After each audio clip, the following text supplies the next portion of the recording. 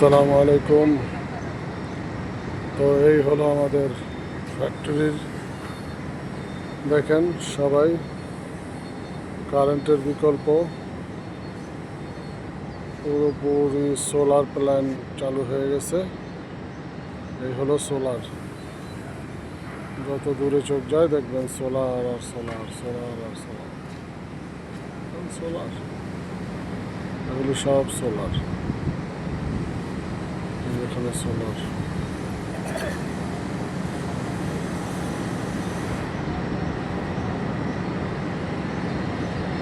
কারেন্টের বিকল্প সোলার বসাইছে কোম্পানি।